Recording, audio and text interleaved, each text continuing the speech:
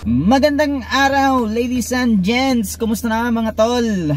Tagal na ako hindi nakapag-vlog kasi busy sa trabaho. Okay, sa episode na ito, ating pag-usapan ang pagpapalit ng spark plug.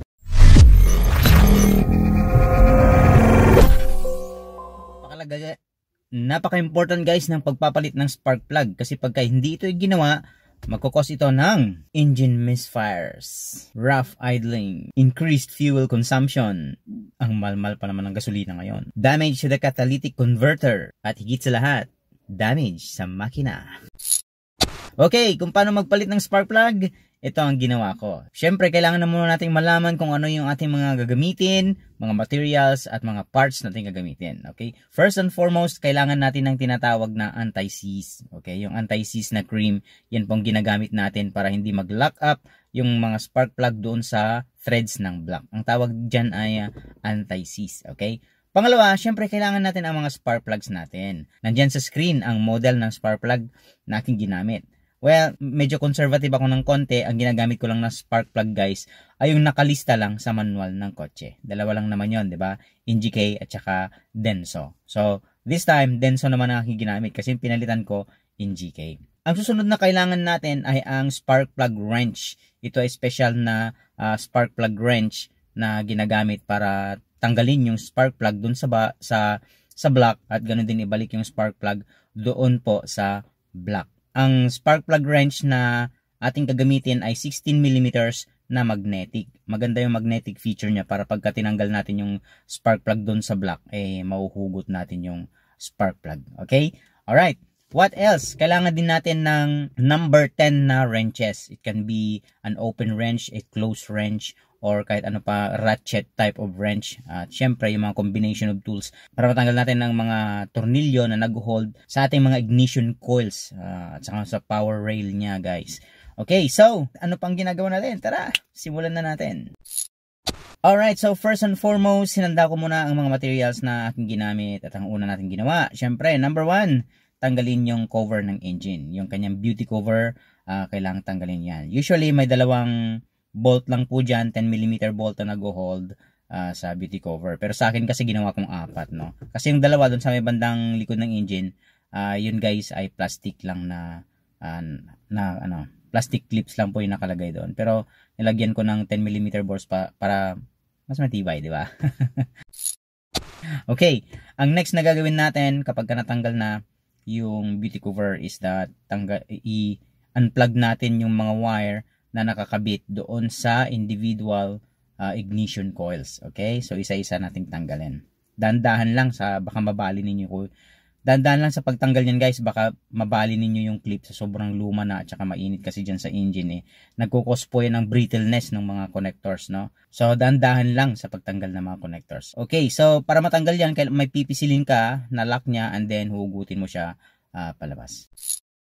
Okay, ngayon natanggal na natin ang mga connectors. Ang susunod naman natin ay tatanggalin natin lahat ng mga 10mm bolts na nag-hold sa individual ignition coils at ganun din dun sa bracket na nag-hold. Dalawa yan, yung isa bolt, yung isa nut. Nang sa ganun ay matanggal natin yung bracket na nag-hold sa mga wire na nakakonect naman sa ignition coils. Okay, after natin matanggal ang bracket, ang susunod na natin gagawin ay tatanggalin na natin yung mga ignition coils isa-isa. Alright, simula tayo sa left, then papunta dun sa may right side. Okay. Alright, so pag natanggal nyo na guys ang ignition coil, hanggat maaari ay ingatan ninyo na walang mahulog dun sa butas na yun. Okay, kasi diretso yan sa piston sa loob, no?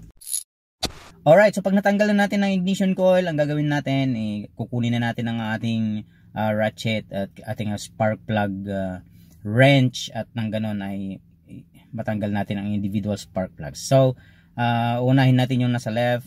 Depende na sa'yo kung anong gusto mo unahin. Ako kasi medyo organize yung paggawa ko dyan. No? So, inuna ko yung left. Ang una kong ginawa is pinaluwagan ko muna isa-isa. No? Pinaluwagan ko muna sila isa-isa. And then after guys na mapaluwagan isa-isa, ay isa-isa ko silang tinanggal. Pero ako na lang siya. Gamit ko na lang yung aking finger. No? Ang tawag dun is hand tight na lang, hand twisting na lang ang ginawa ko, hindi na ginamit yung ratchet. Okay, so pagka natanggal mo na yung spark plug sa kanang thread, bubunutin mo na lang yung spark plug wrench at matatanggal na rin yung spark plug kasi mamamagnet yung spark plug dun sa yung spark plug socket. Okay, so gawin natin yan sa lahat ng natitira pang spark plugs, 3 pang spark plugs. Okay, so nabunot na natin ang mga spark plugs guys. Okay, so warning lang, ingatan na walang mahulog dun sa butas. Okay, alright, so ito na. So kunin na natin yung bagong spark plug. And then, bago natin guys na ilagay yung spark plug, lalagyan muna natin yan ng anti-seize. Konti lang, yung parang guguhitan mo lang yung thread ng bagong spark plug ng anti-seize. And then, ididikit mo yan sa ating ratchet, sa ating spark plug socket. And then, ilalagay mo yan doon sa spark plug hole, doon sa black. At tapos, pipihitin mo using your kamay muna, your hand. Alright? So, hand tight lang muna, hand tight. Ngayon, mapapansin mo kung tama na kasi ano yan lalaban yan. What I mean is, hindi mo na siya maiikot gamit ang iyong kamay. Okay? So, gawin mo yan sa 3 pang spark plug. Okay, so pag nailagay mo na lahat ng spark plug gamit ang hand tight at saka yung ating spark plug socket, ang gagawin natin na susunod ay kukunin na natin yung ating tool, yung ating ratchet, o di kaya yung mga wrenches para pahigpitan ng maayos ang ating spark plugs. Okay? Nga pala guys, wag nyo masyadong higpitan yan kasi pagka ginawa nyo yun ay may strip ninyo, masisira ninyo yung thread ng spark plug dun sa block, malaking problema po yun, no? So kung wala kayong torque wrench, kagaya ko ngayon, wala akong torque wrench, higpitan nyo lang yung spark plug 1/4 turn lang, no, ng ratchet. So wag nyo masyadong higpitan yan. Makikita nyo naman kasi hindi na iikot yung spark plug guys pagka nakuha nyo na yung tamang higpit nya. Okay? Pag nakuha nyo na yung tamang higpit nya, iikot nyo lang yung ratchet ng 1/4 turn. Okay, so nailagay na natin yung mga spark plugs. Ang susunod natin gagawin ay ilalagay na natin guys yung ignition coils isa-isa. Okay, so pero bago natin gawin yan, isprayan muna natin yan ng electronic contacts cleaner. So nakikita nyo ginagamit ko dyan sa video, yan ay WD. Ginagamit ko rin yan sa pag-ayos ng mga laptops. Okay, so para nang ganun malinis yung connection ng spark plug tip at saka yung spark plug ignition coil. Okay? Alright, so ilalagay mo yan. Linisin mo na rin yung spark plug ignition coils, yung rubber seal niya. Tingnan mo kung madumi. Kailangang linisin yan para mag-seal ng maayos yung ignition coil doon sa block. At maiiwasan guys yung pagpasok ng tubig doon sa spark plug hole. Okay? So, kapag nilinisan mo na, ibabalik na natin yung spark plug hole sa isa-isa. Tapos ibabalik na rin natin guys yung power rail, yung bracket ng mga wire na i-connect doon sa spark plug ignition coils. Ibalik na natin yung mga tornilyo nating tinanggal na nag-hold sa ating mga ignition coils at ganoon din sa ignition bracket. Balik na natin. So paigpitan natin, huwag masyadong maigpit. Ayan, so pag naibalik na, ibabalik na rin natin yung mga connectors isa-isa doon sa ating mga spark plug ignition coils. Okay, so it's now time to test. Paandarin na natin ang ating sasakyan.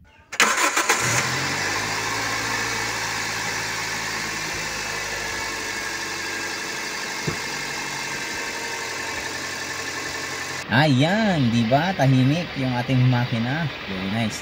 Okay, so siya nga pala guys. Ito na yung pagkakataon na pwede na natin ibalik yung duty cover. Okay, so advice lang kapag kayo ay nagpapalit ng spark plug, mas maganda magpalit kayo sa umaga, yung bang tipong hindi nyo pa ni-start yung sasakyan para malamig yung makina. Pag malamig kasi yung makina, syempre nandyan yung full strength ng metal. Yung metal kasi kapag mainit guys, mas malambot siya, no? So ibig sabihin pag nagpapalit ka ng spark plug at mainit yung makina mo, galing ka sa biyahe whatsoever, aside from pwede kang mapaso sa init ng makina, is that malambot yung metal. Baka mamaya pagtanggal mo ng spark plug na gano'n sumama yung thread ng block doon sa spark plug, masisiraan ka pa ng thread tuloy. Loose compression ang mangyayari niyan. Okay? So I recommend na kapag nagpalit ka ng spark plug, dapat malamig yung makina. Kung hindi naman maiwasan, for example, nagpapalit ka ng spark plug sa mga dealership o di kaya sa mga garage, siguro mas maganda maghintay ka muna ng 1 hour. Okay? 1 hour bago palitan yung mga spark plug. Recommendation lang naman po yan. Sana may natutunan kayo sa video na ito. Please subscribe mga tol kung hindi pa kayo subscriber. At please share this video sa ating mga Corolla 9 users para malaman nila na this channel is existing. Ang purpose ng channel na ito ay para mag-share ng tips, tricks, and information tungkol sa ating Corolla 9th generation.